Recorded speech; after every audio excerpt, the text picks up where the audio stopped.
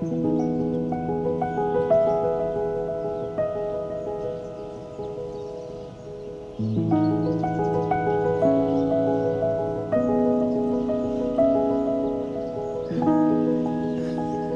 feel the presence of Spirit everywhere I go.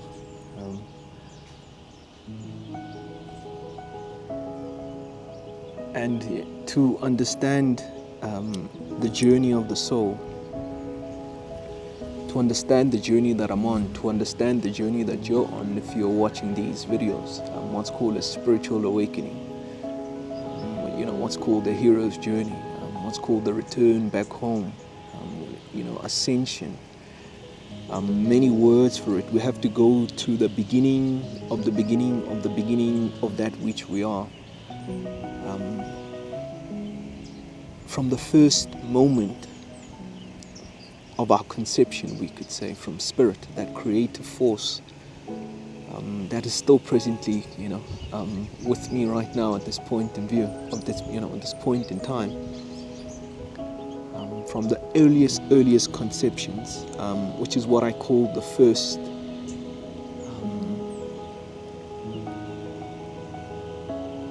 maturity, or the first divine emanation, the first presence of what we call God, or the first presence of this being that's sitting here, telling you this beautiful, beautiful story. This is a realm before thought, a realm before desire. Before I could think of myself, before I could want to even record these videos, before I can want to be in this beautiful surrounding, with this beautiful view, with all of these beautiful birds chirping behind me. It was a sacred stage of simply being, of resting in the Creator's first breath made visible. So in the first emanation of myself, we could say I'm pure spirit. I'm pure spirit, pure being. Before there was even an idea of the tree, before even there was an idea of the earth, there was an idea of the universe, before there was even the desire to even make those things, but then that creative principle was present, which is what we call the breath of God. Before God breathed into creation, or had a breath within himself, or had that will to even have the inkling of the earth, or myself, or you watching this video. Before all of that,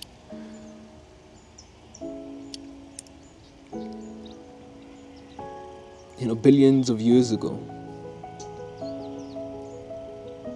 the universe birthed stars from the silence of space. Within these stars, primal elements were formed: carbon, oxygen, iron. I think all the way through. Started with hydrogen, through fusion, fused together, made helium, and so on and so on and so on until iron.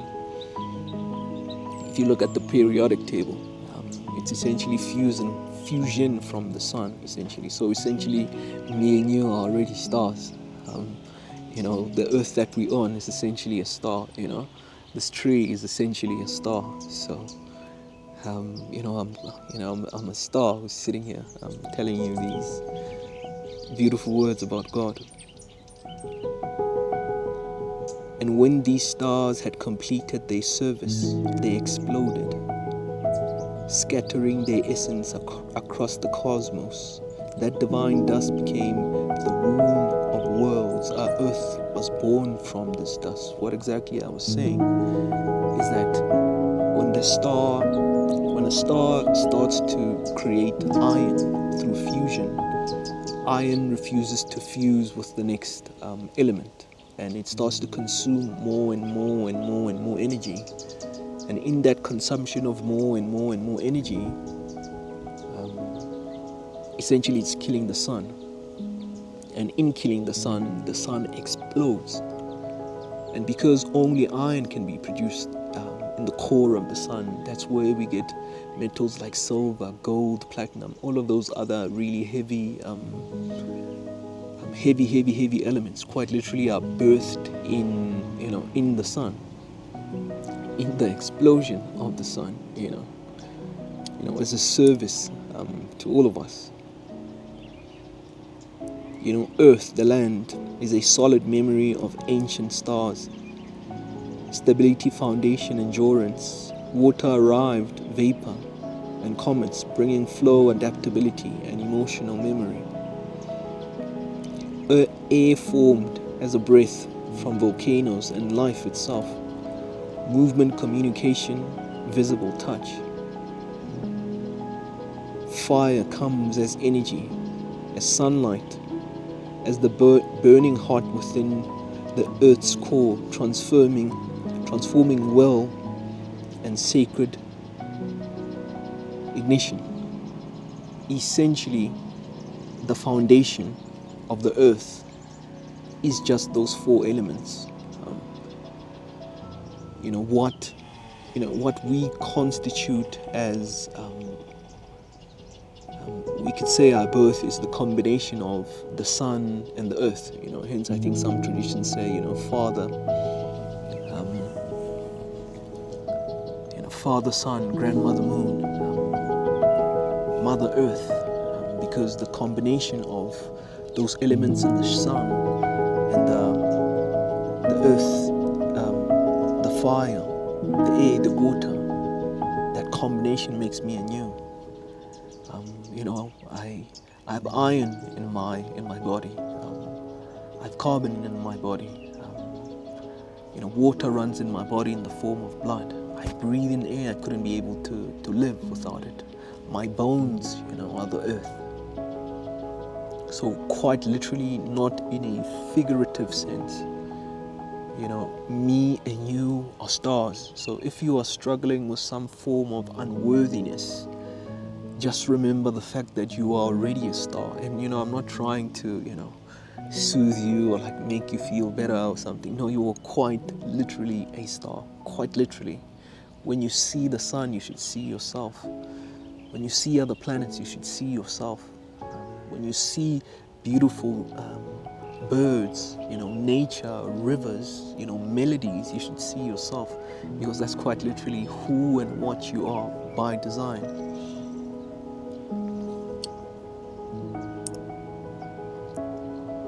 These are not just elements in the path of the soul's evolution. So on our journey back home to God, they represent beings or God at the level of the first level of spiritual maturity. Conscious, though not yet self-aware, present, though not thinking, they are God in his earliest, most innocent form. There isn't anything more innocent than a rock. What has a rock done? By its own self. What has the earth done? By its own self. What has water done? By its own self. What has air done? By its own self. What has fire done? By its own self. That's the purest form of what we call God, or what we call the One, or what we call the infinite Creator, as an expressing himself as the earth, as wind, as water, as earth, as wind, as the air, water, earth, and I don't know, air, something, that's God in his most innocent form. There isn't anything more innocent than that. That's just pure being, being that does not think, that does not desire, that isn't trying to go anywhere or rush to any point. It's just pure being. Although limited, not infinite like God, like the infinite being of God. limited in expression, but still pure being before thought, before desire. Spiritual maturity at the first level. Here, maturity is not measured in action, but in presence. Earth teaches patience, stability, silence, faith. Silence, faith in existence. Water reveals the wisdom of movement, flow, and surrender. Air whispers the first lessons of communication through vibration and touch. Fire demonstrates the sacred force of change, even in destruction. To be a rock, a river, a flame, or a breeze is already to be of service to the One, to be of service to God, to be of service to the infinite Creator. These forms respond to light, to vibrate, to vibration, to cosmic rhythms. They are beings called gently over eons towards growth, towards awareness, towards love. So as a rock exists, you shouldn't think or believe that that rock is just going to be a rock forever. A rock is, in its evolutionary part, going to be God, is going to merge with God, is going to merge with love. In the same way that in my evolutionary path, in the path of my soul, at some point my soul was a rock. At some point my soul was water. At some point my soul was air. At some point my soul was fire. And it goes the same for you as well. Because our souls are ancient beings. I think the Buddha once said that if a bird with a scarf in its mouth passed a mountain, every 100 million years, and that scarf withered that mountain, that's how long you've been here. You can imagine, not even billions, but trillions and trillions and trillions of years that you have existed in this plane. Just imagine the time frame of how long that period is. A bird passing by every 100 million years, or I can't remember if it's 100,000, but it doesn't really matter for this example. With a scarf in its beak passing by a mountain, and it's supposed to turn that mountain into nothing. Just imagine just how long that is. The path of your soul, that yearning, that call, that desire for God, that pull towards light, because it's that essence, that being, that calling inside of your heart that makes you be here and listen to these videos and listen to these words.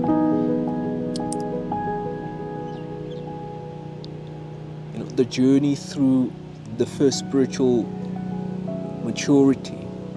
The first spiritual maturity is not a phase of existence. It is a vow of surrender, a testament of divine patience. As a mountain does not rush, a river does not resist gravity.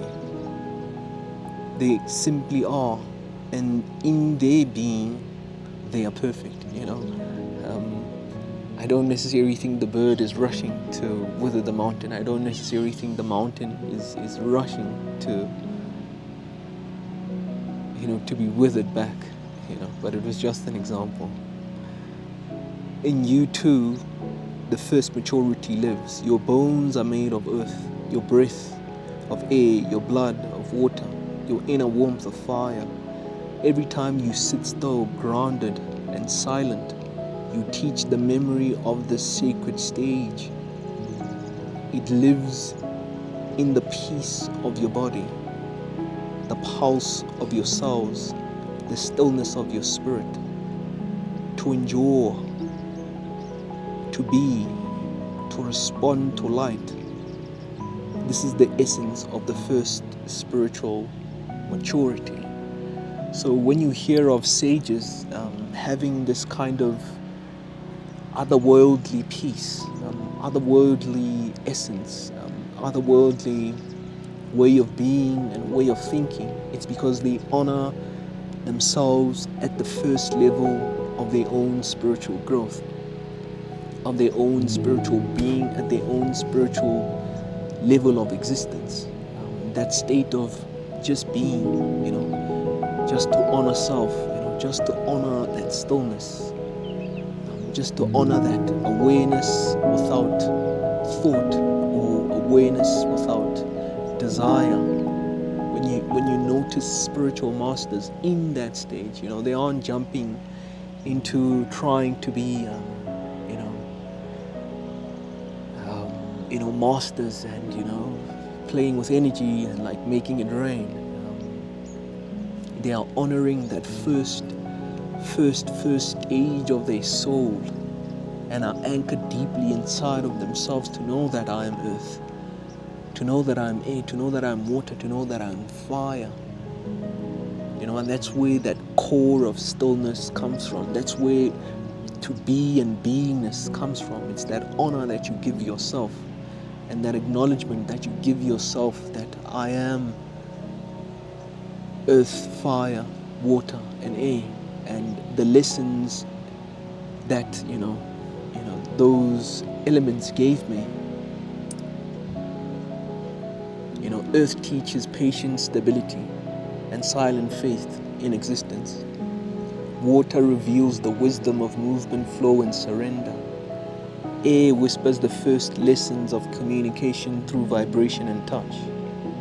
Fire demonstrates the sacred force of change, even in destruction.